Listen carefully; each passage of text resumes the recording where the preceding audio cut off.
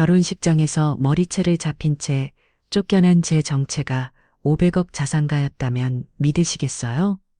아들 며느리 이와 사돈은 제 흙 묻은 손이 더럽다며 모두가 보는 앞에서 저를 내쫓았지만 그들은 몰랐습니다.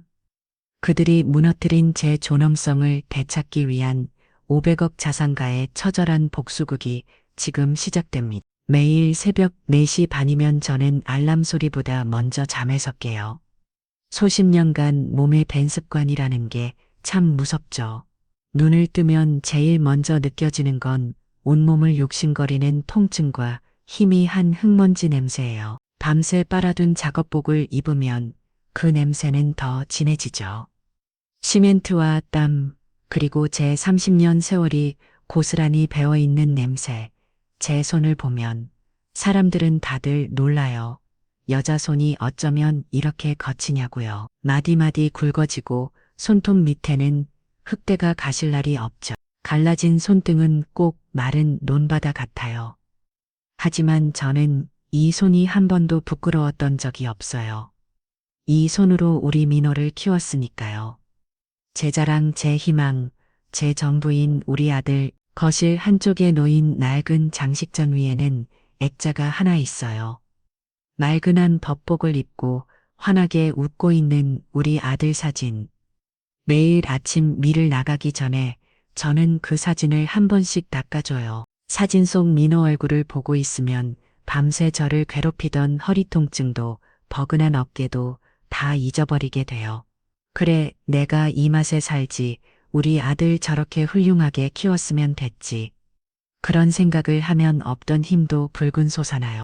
그랬던 제게 세상 가장 큰 경사가 찾아왔어요. 우리 민호가 장가를 간다지 뭐예요. 그것도 아주 좋은 집안의 예쁘고 똑똑한 아가씨랑요. 처음 그 소식을 들었을 때 저는 세상을 다 얻은 것 같았어요. 이제 내 아들 고생 끝이구나. 저도 이제 어깨 펴고 살 수 있겠구나 싶었죠. 며칠 뒤 민호가 그 예비면을 일하는 수진 양과 함께 제가 사는 낡은 빌라로 찾아왔어요. 문을 열어주는데 어지나 떨리던지 수진 양은 화면에서 툭 튀어나온 사람처럼 참 예쁘더라고요. 머리부터 발끝까지 비싸 보이는 옷이며 가방이며 저랑은 다른 세상 사람 같았죠. 제 손을 잡고 인사하는데 그 아이의 희고 고운 손이랑 제 거친 손이 닿는 순간 저도 모르게 손을 옴츠리게 되더라고요. 민호는 제 옆에서 안절부절 못하며 분위기를 띄우려고 했었어요. 어머니 수진이가 어머니 드린다고 백화점에서 제일 좋은 걸로 골라왔어요. 수진 양은 값비싼 한우 세트랑 영양제들을 풀어놓았죠.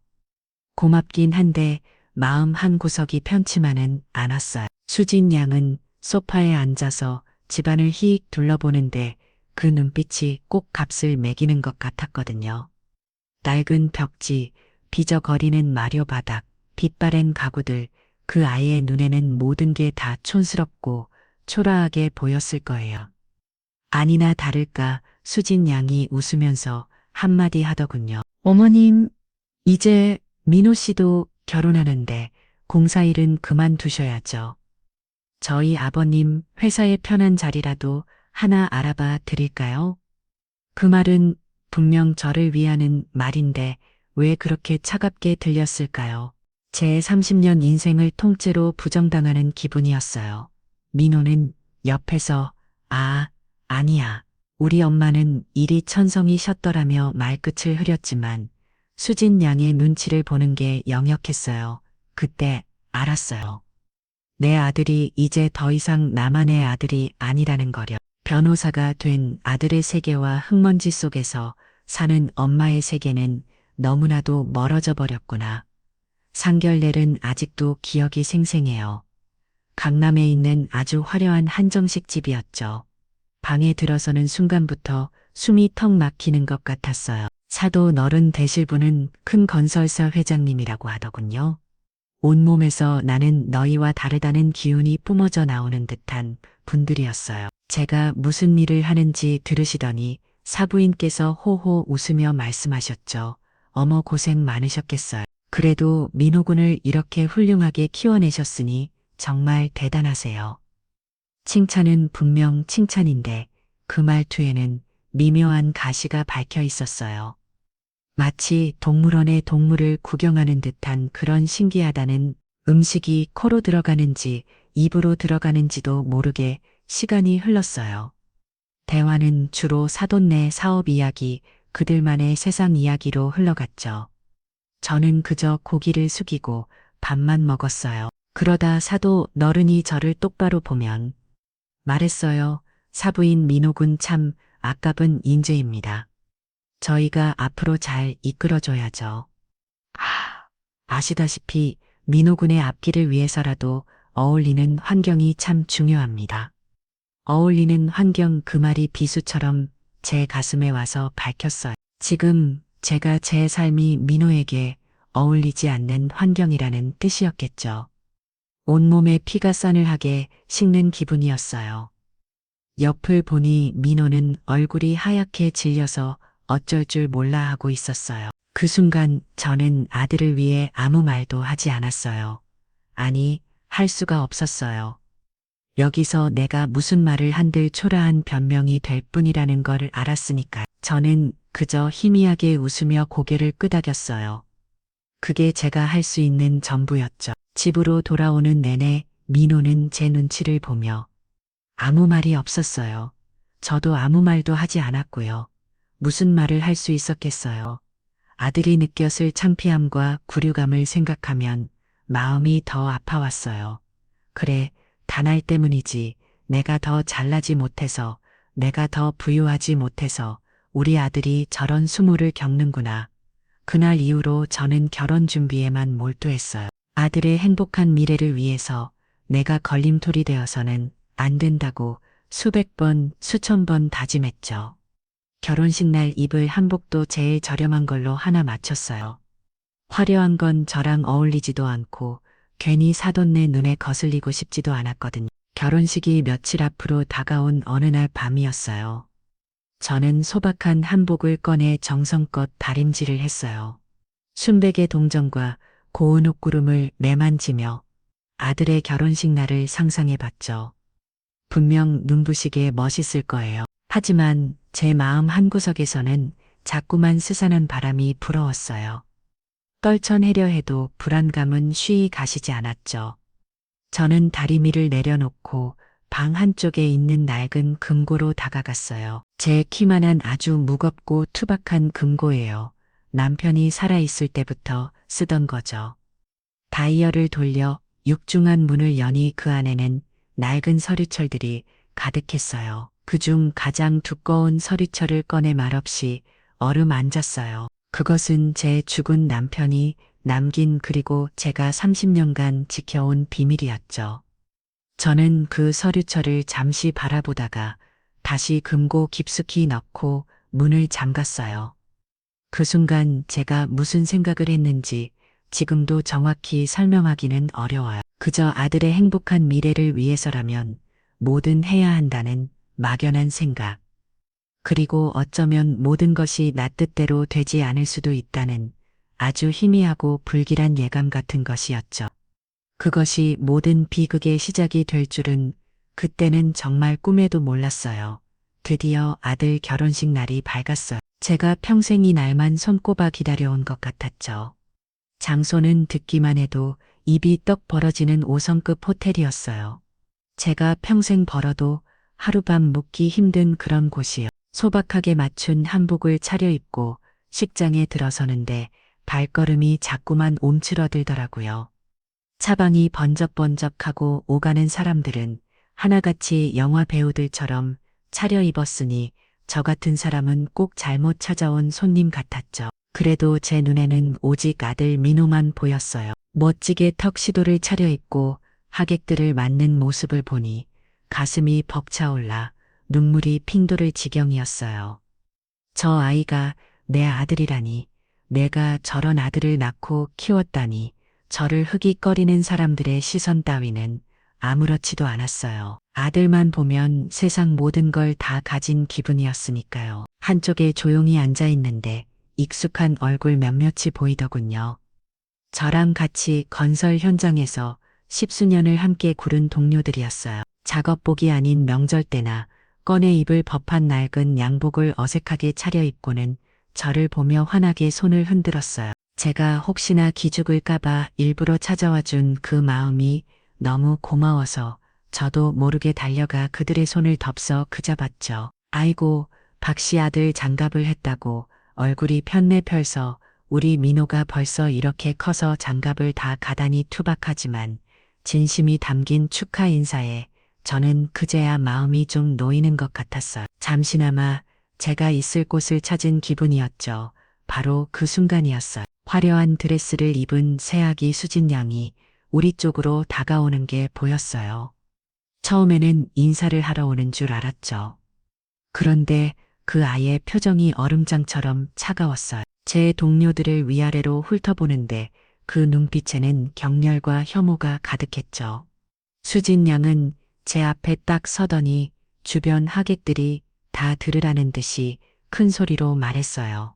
어머님, 제가 분명히 말씀드리지 않았나요? 오늘은 중요한 날이라고요. 저는 영문을 몰라 아가 그게 무슨 말이니? 하고 물었죠. 그러자 그 아이는 제 동료들을 턱으로 가리키며 수아 붙였어요. 어떻게 이런 더럽고 천한 사람들을 결혼식에 부를 수가 있으세요? 흙 냄새, 땀 냄새 진동하는 거 안 느껴지세요? 여기가 어디라고 함부로 발을 들여요. 세상이 무너지는 것 같았어요. 제 동료들은 얼굴이 시뻘개져서 어쩔 줄을 몰라 했고 저는 온몸이 부들부들 떨렸어요. 제 평생을 제 아들을 키워낸 저의 삼천체를 부정당하는 기분이었죠. 저는 떨리는 목소리로 겨우 대꾸했어요. 아가 그런 말 하는 거 아니야. 이분들은 나한테 아주 고마운 분들이란다.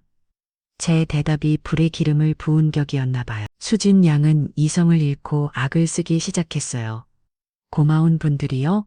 어머님, 제발 정신 좀 차리세요. 이 사람들 때문에 지금 이 결혼식 격이 얼마나 떨어지는지 아세요? 당장 이분들 데리고 여기서 꺼져요. 그 말과 함께 수진 양은 제게 달려들었어요. 그리고는 제 머리채를 제가 아침에 곱게 빗어 올린 그 머리채를 움켜쥐고는 식장문 쪽으로 거칠게 끌고 가기 시작했어요. 나가 당장 나가라고 소리치면서요.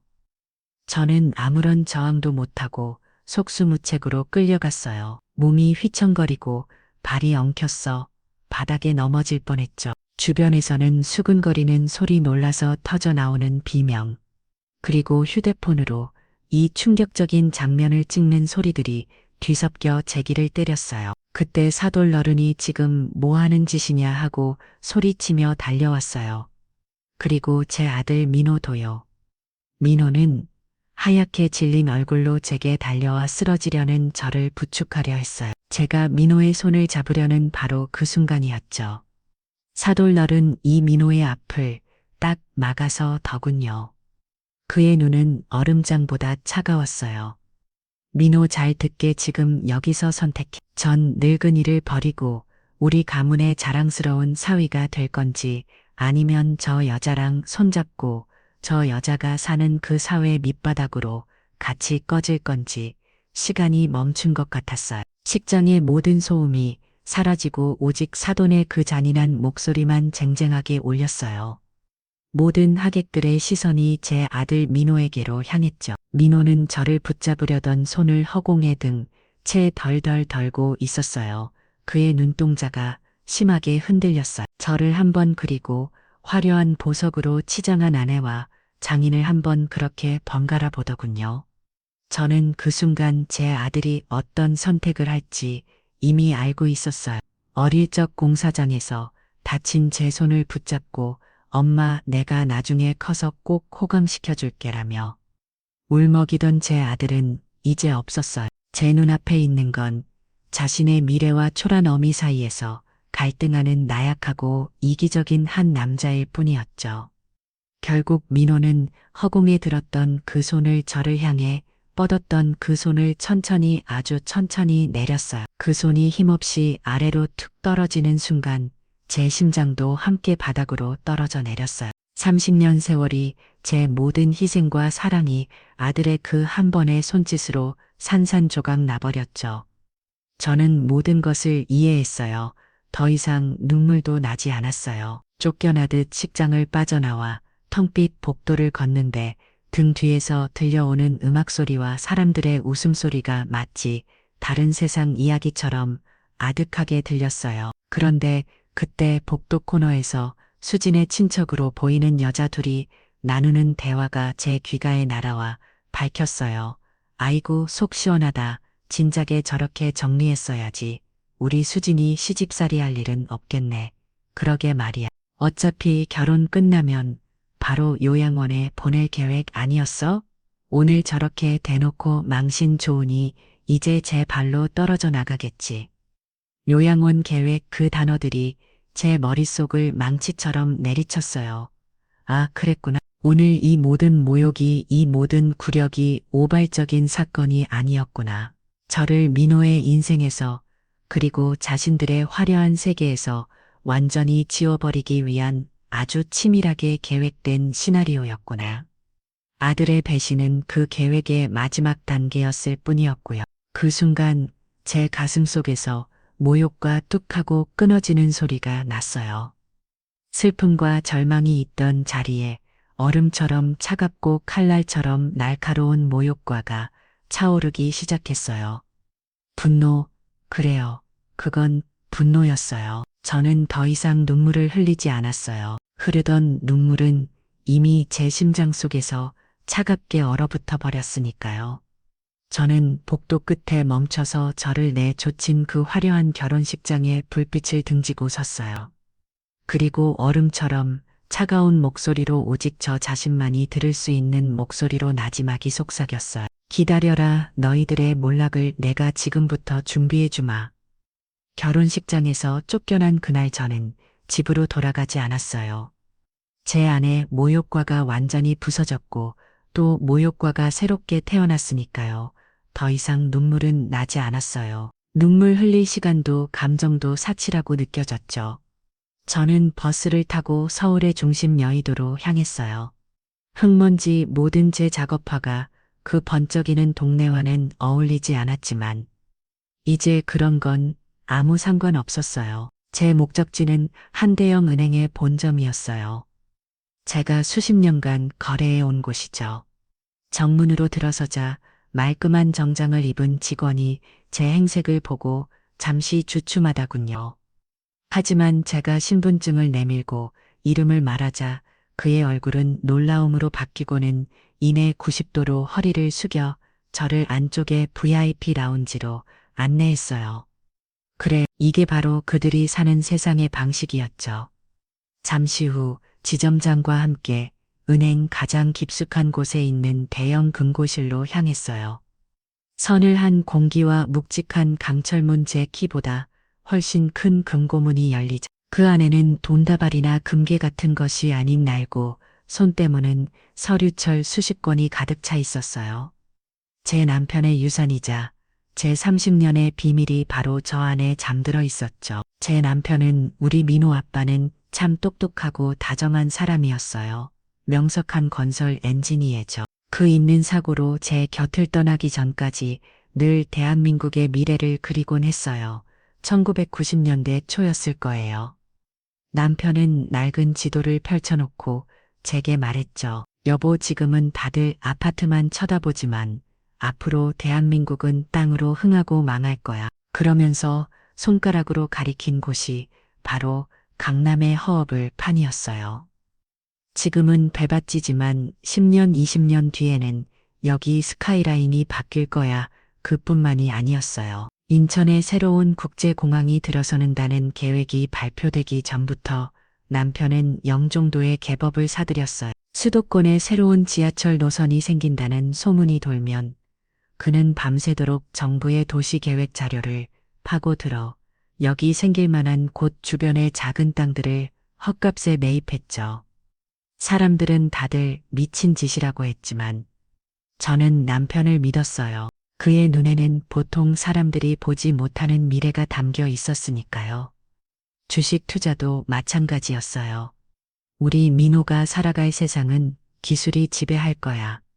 이 회사는 대한민국을 먹여 살릴 기둥이 될 걸세 라며 삼성전자 주식을 나라는 기간 산업이 튼튼해야 해 라며 현대중공업 주식을 꾸준히 사모았죠. 그에게 투자는 도박이 아니라 미래를 설계하는 건축과도 같았어요. 남편이 갑작스러운 사고로 세상을 떠났을 때 저는 모든 걸 잃은 줄 알았어요.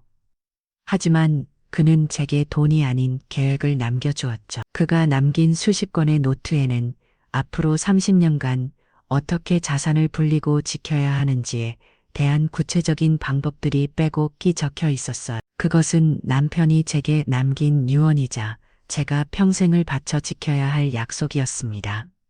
그날 이후 저는 그의 계획을 따라했어요.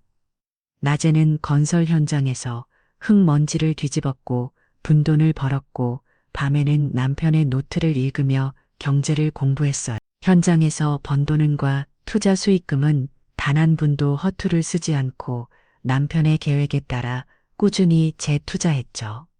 주 남편의 오랜 친구이자 신뢰할 수 있는 자산관리사분의 도움을 받으면서요.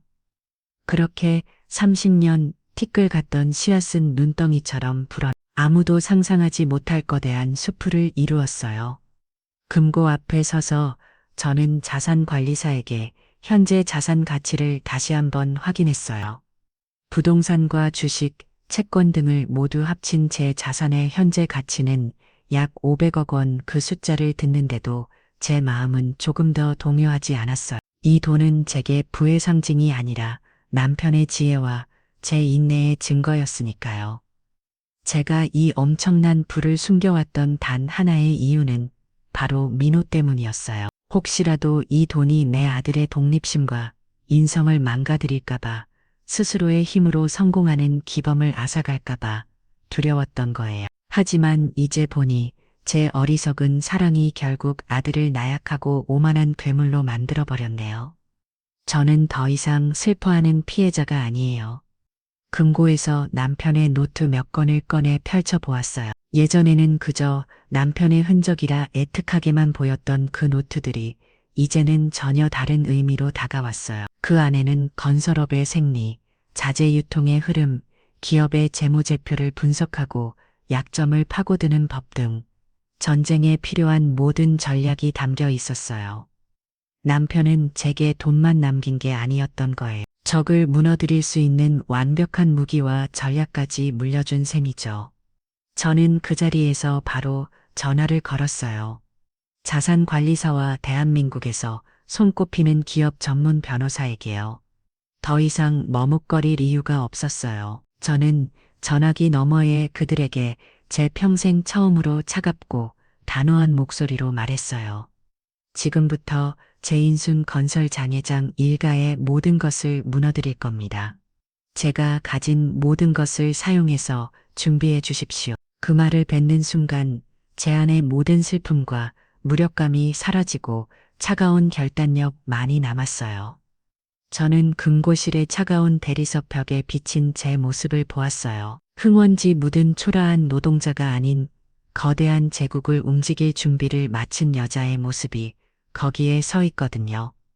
이제 게임의 룰은 내가 정해요. 지인순 건설의 재무제표와 프로젝트 목록을 검토하며 저는 그들의 가장 빛나는 성공이고 가장 치명적인 약점이 될 것이라는 걸 직감했어요. 제 가슴속에서 끓어오르는 것은 단순한 복수심을 넘어섰어요. 그것은 정의를 실현하려는 제 아들에게 진정한 세상의 무서움을 가르쳐 주려는 한 어미의 마지막 의무감 같은 것이었죠. 제국은 먼지 속에서 태어났으니 다시 먼지로 돌아가게 좋아야죠. 아주 처절하게요. 그날 이후 제 세상은 완전히 바뀌었어요. 더 이상 새벽의 알람 소리에 맞춰 억지로 몸을 일으키지 않았죠. 대신 저는 떠오르는 해를 보며 새로운 전쟁을 계획했어요. 제 작전 본부는 여의도에 위치한 제 자산을 관리해주는 회사의 가장 높은 층에 있는 회의실이었어요. 거대한 통유리창 너머로 서울이 한눈에 내려다 보이는 곳이었죠. 제 양옆에는 대한민국 최고의 변호사와 자산관리사가 앉아 있었어요. 그들 앞에는 지인순 건설의 모든 것이 담긴 두꺼운 보고서들이 쌓여 있었죠. 처음 며칠간 저는 그저 듣기만 했어요. 변호사는 법적인 약점, 자산관리사는 재무적인 취약점을 분석해냈죠. 그들의 말을 들으며 저는 남편의 낡은 노트를 한 장 한 장 넘겼어요. 신기하게도 전문가들이 몇 날 며칠을 분석해서 찾아낸 약점들이 이미 십수년 전 남편의 노트에 희미하게 기록되어 있더군요. 과도한 대출에 의존하는 성장 모델, 경영진의 독단적 의사결정 구조, 핵심 인력보다 외형 확장에 치중. 남편은 이미 제인순 건설의 본질을 꿰뚫어보고 있었던 거예요. 모든 자료를 검토하며 제가 처음으로 입을 열었어요. 지인순 건설은 지금 강남에 짓고 있는 더 스카이 팰리스라는 주상 복합 프로젝트의 그룹의 명언을 걸고 있군요. 대말의 두 전문가가 놀란 눈으로 저를 쳐다보더군요. 제가 그저 돈만 많은 늙은이인 줄 알았겠죠. 저는 말을 이었어요. 사방에 빚을 내서 쌓아 올린 성이에요. 가장 화려하고 가장 높아 보이지만 그래서 가장 쉽게 무너질 겁니다. 우리의 첫 번째 목표는 바로 저곳입니다. 제 목소리는 낮고 차분했지만 그 안에는 흔들림 없는 확신이 담겨 있었어요. 전략의 방향이 정해지자 저는 다음 단계로 넘어갔어요. 제 남편이 생전에 늘 입버릇처럼 말했거든요.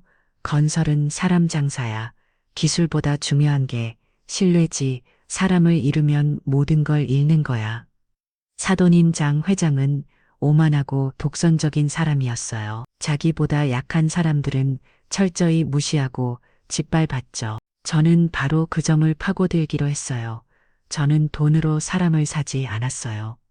대신 남편이 남긴 날은 익명 수첩을 들고 직접 사람들을 찾아놨었죠. 지인순 건설에 철근을 납품했지만 대기업의 횡포에 밀려 헐박새 계약을 맺어야 했던 중소자재업체 사장님, 수십 년간 건설 현장을 지켰지만 장 회장의 눈밖에나 한직으로 밀려난 베테랑 현장 소장님, 그리고 정년 퇴직했지. 여전히 시청 건축과의 막강한 영향력을 가진 남편의 오랜 친구분까지. 저는 그들을 만나 제 이야기를 솔직하게 털어놓았어요. 결혼식에서 당했던 모욕과 아들의 배신, 그리고 제 복수 계획까지 전부요.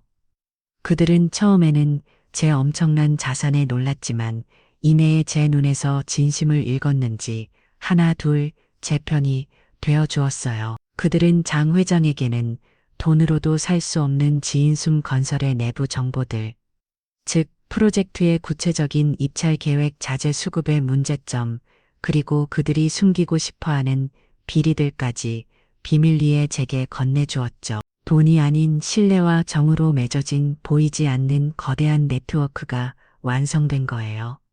드디어 첫 번째 공격이 시작되었어요. 제 지시에 따라 홍콩의 서류상으로만 존재하는 유령회사 아틀라스 홀딩스가 움직였죠. 지인숨 건설이 더 스카이 팰리스 프로젝트를 위해 마지막으로 매입해야 하나는 강남의 노른자의 땅이 경매에 나왔어요. 지인숨 건설은 당연히 자신들이 낙찰받을 것이라 확신하고 있었죠. 하지만 아틀라스 홀딩스가 그들의 예상을 뛰어넘는 시세에 2배에 달하는 가격을 불러 그 땅을 가로채버렸어요. 지인숨 건설 내부는 발칵 뒤집혔어요. 핵심 부지를 잃었으니 프로젝트 전체가 좌초될 위기였으니까요.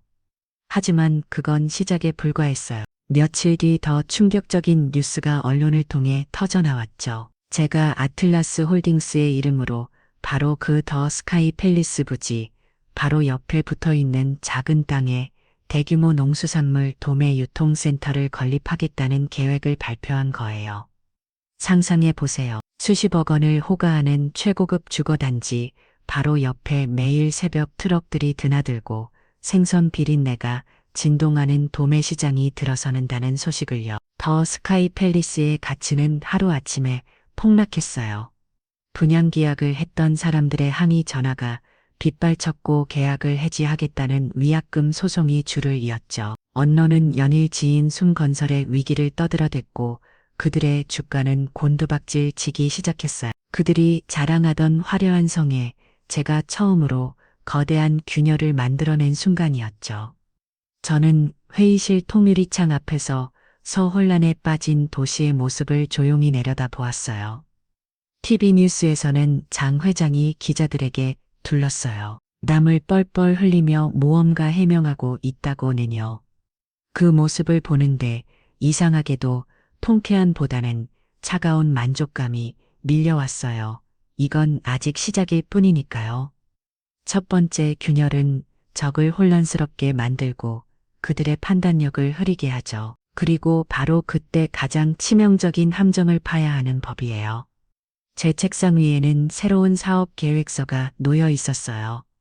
싱가포르 국부 펀드와 함께하는 동남아시아 신도시 인프라 개발 프로젝트. 물론 모든 것이 가짜였죠.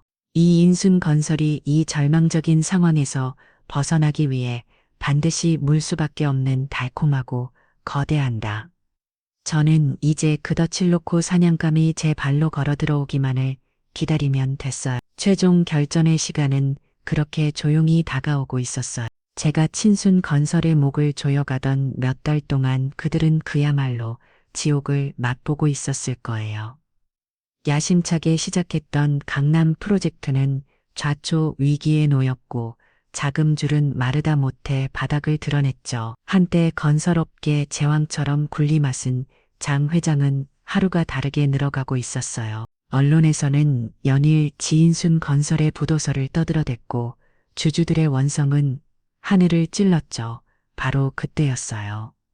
제가 마지막으로 판론 가장 달콤하고 거대한 함정이 그들 앞에 나타난 것은 싱가포르의 거대 국부 펀드를 등에 업은 K 글로벌 홀딩스라는 투자 회사가 동남아시아 신도시 개발이라는 어마어마한 프로젝트의 파트너를 찾는다는 소식이 제게 파다하게 퍼졌어요.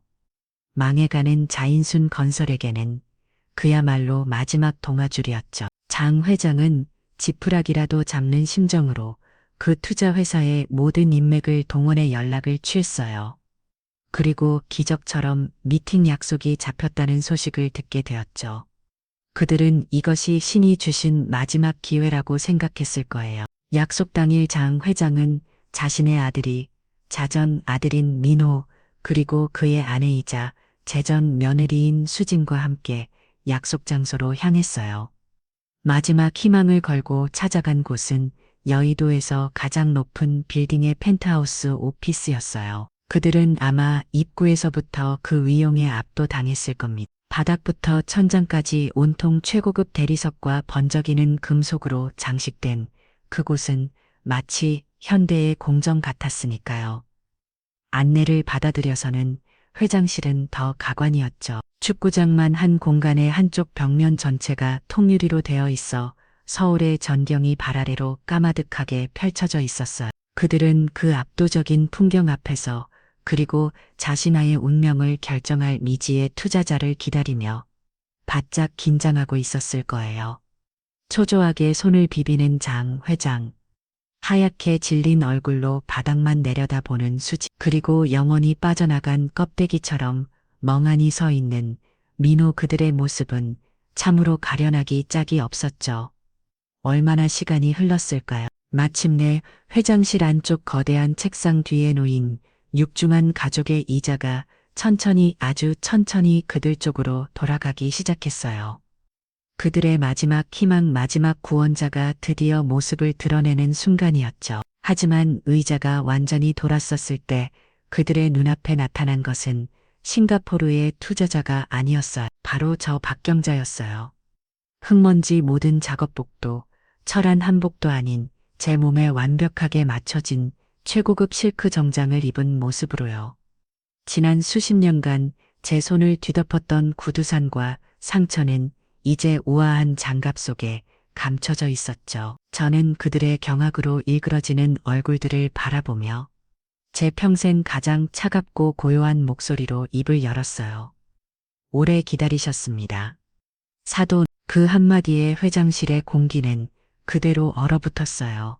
장 회장은 마치 유령이라도 본 사람처럼 눈을 동그랗게 뜨고 입을 뻐끔거리며 아무 말도 하지 못했어요. 네, 네가 어떻게 여기에. 수지는 비명조차 지르지 못한 채 그 자리에서 그대로 주저앉았고 민호는 제 아들은 저를 보자마자 다리에 힘이 풀렸는지 휘청거리며 옆에 벽을 집었어요. 그의 얼굴에는 공포와 불신, 그리고 뒤늦은 후회가 뒤섞여 있었죠. 장 회장이 겨우 정신을 차리고는 배럭 소리를 질렀어요. 내년이 감히 어딜 기어들어와 여기가 어디라고 당장 끌어내지 못해. 하지만 그의 분노는 공허한 메아리일 뿐이었어요. 이 방의 주인은 바로 저였으니까요. 저는 말없이 손가락으로 제 뒤에 있는 거대한 스크린을 가리켰어요. 스크린이 켜지자 제인순건설의 주가 그래프가 나타났죠. 제가 정확히 고점에서 공매도를 시작해 그들의 주가가 바닥을 치는 순간까지의 모든 기록이 담겨 있었어요. 다음 화면에는 그들이 사활을 걸었던 강남 부지의 등기부 등본이 떴어요. 소유주 이름은 아틀라스 홀딩스, 제가 세운 유령 회사였죠. 그 다음으로는 그 옆 부지에 들어서랜 농수산물 도매시장의 초감도가 화려하게 펼쳐졌어요. 저는 자리에서 일어나 그들에게 천천히 다가가며 하나하나 설명해 주었어요. 당신들이 나를 내쫓았던 그날부터 나는 당신들의 성을 무너뜨릴 계획을 세웠지. 당신들이 평생 쌓아 올린 그 오만한 성을 말이야. 마지막으로 스크린했던 것은 그들이 마지막 희망으로 여겼던 동남아 신도지 개발 프로젝트의 사업 계획서였어요. 그리고 그 위로 거대한 붉은색 도장이 찍혔죠. 무효, 이 프로젝트는 처음부터 존재하지 않았어. 당신들을 이 자리로 끌어내기 위한 내가 만든 신기루였을 뿐이야. 모든 것이 밝혀지는 순간 장 회장이 얼굴에서 마지막 피김마저 사라졌어요. 그의 오만함, 분노, 모든 것이 거짓말처럼 사라지고 오직 완전한 절망만이 남았죠. 그는 더 이상 건설업계의 거물이 아니었어요. 그저 모든 것을 잃어버린 나약한 늙은이에 불과했죠. 털썩 소리와 함께 장 회장은 그 자리에 무릎을 꿇었어요. 그리고는 제발 앞에 이마를 조아리며 애원하기 시작했어요. 잘못했어. 사부인 제발, 우리 회사만은 내 평생이 담긴 지인순 건설만은 살려주시오. 결혼식 날 전을 그닐 버리라며 제 아들을 협박하던 그 오만한 목소리는 온데간데 없었어요. 지금 제 앞에는 자신의 목숨을 구걸하는 비참한 패배자만 있을 뿐이었죠. 그 모습을 본 수지는 결국 아는 짧은 비명을 지르며 옆으로 쓰러져 기절해 버렸어요. 민호는 그런 아내를 돌아볼 경황도 없이 망연자실한 표정으로 저와 무릎 꿇은 아버지를 번갈아 볼 뿐이었죠. 자신이 버린 어머니가 사실은 아버지의 목숨줄을 준 절대자였다는 사실을 그는 이제야 온몸으로 깨닫고 있었어요. 저는 차갑게 그들을 내려다 보았어요. 제 가슴속은 어리가 30년간 쌓이고 짓눌렸던 그 모든 한이 눈둥들 사라지는 기분이었어요. 이것이 바로 제가 원했던 그림이었으니까요. 일어나시오, 사돈어른. 당신들이 내게서 앗아간 것은 고작 돈 몇 푼이 아니었어. 내 아들 앞에서, 내 하객들 앞에서 내 30년 세월을 통째로 부정하고 짓밟은 나의 존엄성이었지. 이제 똑똑히 보시오. 당신들이 그토록 소중히 여겼던 그 체면이라는 성이 어떻게 먼지처럼 무너져 내리는지를. 제 복수가 끝난 후 세상은 참 시끄러웠어요. 한때 제게 거목이었던 젠순 건설은 모래성처럼 허무하게 무너져 내렸죠. 장 회장 일가는 파산했고 평생 쌓아 올린 명예와 부를 하루아침에 잃었어요. 언론에서는 연일 그들의 몰락에 대해 떠들어댔지만 제 마음은 이상하리 많지 고요했어요. 통쾌함보다는 거대한 폭풍이 지나간 뒤에 텅 빈 공허함 같은 것이 저를 감쌌죠. 저는 여의도의 화려한 펜트하우스를 떠나 제가 30년간 살았던 옛 동네의 허름한 빌라로 다시 돌아왔어요. 제게는 높은 곳에 화려한 보다 제 땀과 눈물이 뱄니 낮은 곳에 공기가 더 편안했거든요. 제 삶은 다시 예전으로 돌아간 듯 보였죠. 그러던 어느 날이었어요. 몇 달이 지났을까 제 집 문 앞에 익숙한 인형 두 개가 나타났어요. 제 아들 민호 그리고 그의 전 아내가 된 수진이었죠.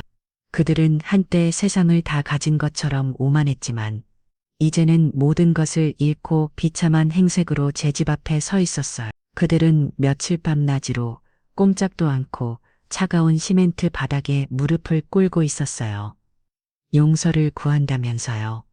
저는 창문을 통해 며칠 동안 그들을 그저 지켜보기만 했어요. 제 마음속에서는 수만 가지 감정이 오갔죠. 저들을 이대로 평생 비참하게 내버려둬 야 할까?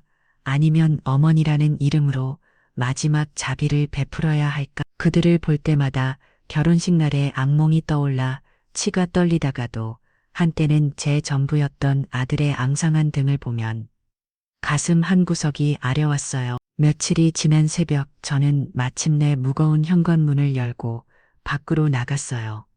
제 모습에 두 사람은 마치 죄인처럼 고개를 더욱 깊이 숙였죠.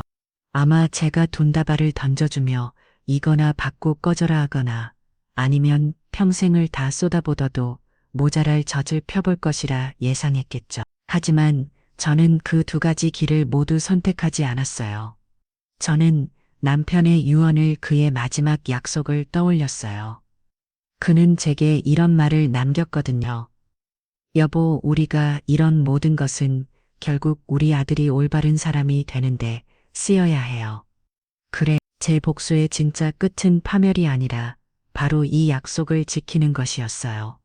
저는 차갑게 식은 목소리로 그들에게 말했어요. 일어나거라.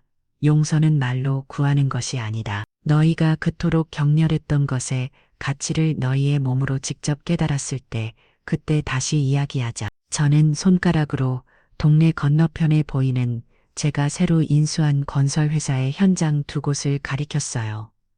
한 곳은 이제 막 털을 닫고 있었고 다른 한 곳은 골조가 한창 올라가고 있었죠. 민호, 너는 저 일본 현장으로 가거라. 가서 다른 인부들과 똑같이 시멘트를 나르고 철근을 옮겨. 네가 자랑스러워했던 그 머리가 아니라 네가 부끄러워했던 매미의 손발로 땀을 여 돈을 벌어봐. 그리고 수진 너는 저 이번 현장에 한바지 보러 가거라. 거기서 매일 수백 명의 인부들이 먹는 밥을 짓고 그들이 남긴 그릇을 닦아. 너희가 더럽고 천하다고 멸시했던 그 사람들이 흘리는 땀이 얼마나 신성한 것인지, 그들의 하루가 얼마나 고된 것인지 직접 너희가 그 밑바닥에서 인간에 대한 존중을 배운다면 그때가 바로 너희가 용서받을 자격이 생기는 첫날이 될 것이다. 그것이 제가 그들에게 내린 마지막 선고이자 네 번째 반전이었어요. 밤을도 용서도 아닌 재활의 기회. 그 후로 또 몇 달의 시간이 흘렀어요. 저는 가끔 멀리서 그들이 일하는 모습을 지켜보았죠. 처음에는 굴욕감과 서러움에 몸부림치던 그들이었어요. 말끔했던 변호사 민호에서는 어느새 굳은 살이 박이고 물집이 터져 엉망이 되었죠. 발려했던 사모님 수진의 고운 얼굴은 식당의 뜨거운 증기에 벌겋게 상기되어 있었고요. 하지만 시간이 지나면서 그들은 조금씩 변하기 시작했어요.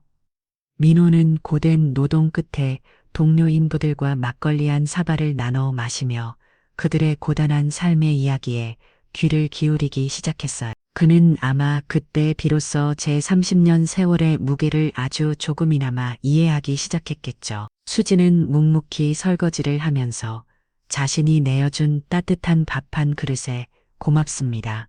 라고 인사하는 인부들의 모습에서 자신이 잊고 살았던 인간적인 온기를 느꼈을 거예요. 그들의 얼굴에서 오만함이 사라지고 그 자리에 고된 노동의 성실함이 희미하게 자리 잡기 시작했어요. 저는 그 모습을 지켜보며 더 이상 분노를 느끼지 않았어요. 대신 변한 끝에 선새끼를 더 깊은 골짜기로 밀어 넣어나는 법을 가르치는 어미 사자의 마음을 이해할 수 있었죠. 그들이 과연 진정으로 변할 수 있을지. 그래서 제가 그들을 온전히 용서할 날이 올지는 아직 알 수 없어요. 하지만 한 가지는 분명해요. 저는 그들에게 파멸이 아닌 다시 일어설 기회를 주었어요. 돈과 경애가 아닌 자기 자신의 힘으로 땀으로 존중으로 인생의 기초를 다시 쌓는 기회를요. 가장 높은 곳에서 모든 것을 무너뜨린 저는 이제 가장 낮은 곳에서 그들이 스스로의 성을 다시 쌓는 기회를 조용히 지켜보고 있어요. 그 끝에 무엇이 있을지는 아무도 모르지만 어둠 속에서도 아주 작은 희망의 빛 한 줄기는 보이는데 했으니까요. 세상 가장 단단한 성도 기초가 부실하면 무너지는 법이다. 인생이라는 거대한 건축에서 가장 중요한 기초는 돈이나 명예가 아닌 인간에 대한 존중과 존엄성이다.